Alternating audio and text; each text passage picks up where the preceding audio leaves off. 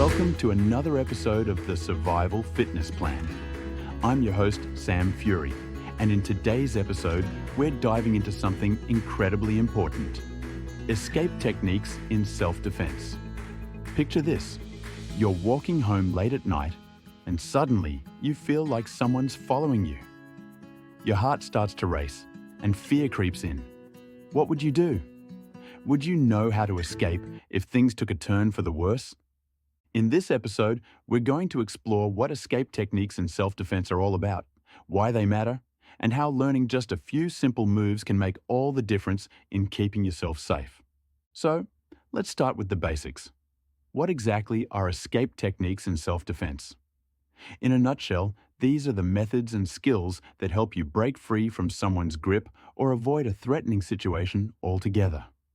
These techniques are designed to give you the chance to get away quickly and safely, using straightforward moves that don't require a lot of strength or years of training. The goal here isn't to fight your way out. It's to get out of harm's way as fast as possible. Now, you might be wondering, why are these escape techniques so important?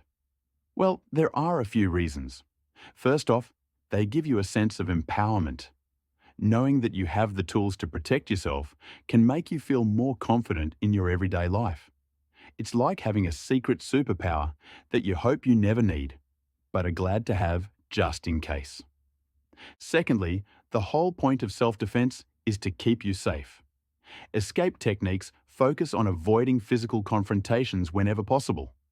By learning how to quickly and effectively get away, you're reducing the risk of injury to yourself, and possibly others. Another thing to keep in mind is that these techniques are super practical. Not everyone has the time or desire to learn a full-blown martial art.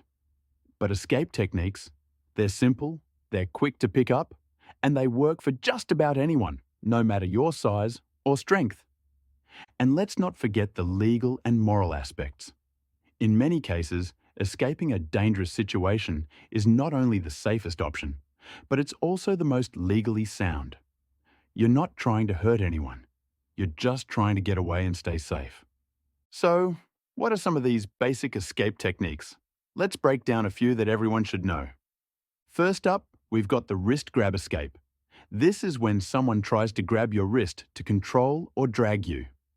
The trick to getting out of this? It's all about leverage. You want to rotate your wrist towards the attacker's thumb, which is the weakest part of their grip.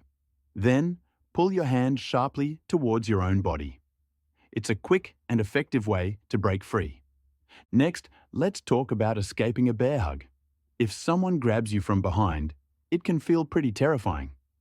But there's a simple move that can help you out. Step to the side and stomp down hard on the attacker's foot. This can cause enough pain to loosen their grip, giving you a chance to slip away. Chokeholds are another scary situation, but there's a way out. If someone tries to choke you, turn your head to the side to open up an airway. Then, use both hands to push down on their arm, relieving the pressure on your throat. At the same time, step to the side and use your body weight to create some distance. This should give you the space you need to escape. Finally, let's cover what to do if someone grabs you from the front.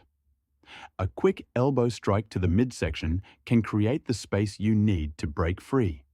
Once you've landed the strike, don't stick around. Use that moment to run to safety. Of course, there's more to self-defense than just the physical moves. The psychological side of things is just as important. Confidence and awareness are your best friends here. Many attackers target people who seem vulnerable or distracted. By projecting confidence and staying alert, you can make yourself a less appealing target. And if you do find yourself in a dangerous situation, try to stay calm. I know it's easier said than done, but panicking can make it harder to think clearly. Practicing deep breathing can help keep your mind focused. Also, take a moment to assess your surroundings. Look for escape routes, potential help, or objects you could use to defend yourself.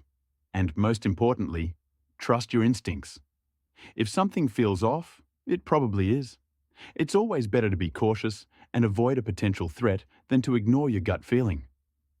Now, I want to stress that practicing these escape techniques is key to making them work in real life. It's not enough to just hear about them. You need to practice so that they become second nature. Consider taking a self-defense class where you can learn these moves under the guidance of a professional. Practice regularly so that in a real situation, your body knows exactly what to do. If you don't have a partner to practice with, you can still mentally rehearse scenarios.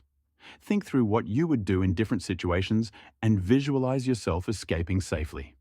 This kind of mental preparation can be just as valuable as physical practice. So, to wrap things up, escape techniques in self-defense are all about keeping yourself safe by avoiding confrontation and getting out of dangerous situations quickly. By learning these techniques, you're equipping yourself with the knowledge and skills to protect yourself and those you care about. Remember, the goal isn't to fight, it's to prevent the fight from happening in the first place. Stay aware, stay confident, and stay safe. Thanks for tuning in to another episode of the Survival Fitness Plan. If you found this episode useful, let me know with a like, follow, and share. Finally, if you haven't already, be sure to visit survivalfitnessplan.com, where you will find the only online program where you can train yourself to outrun, outfight, and outlive the majority of the world's population.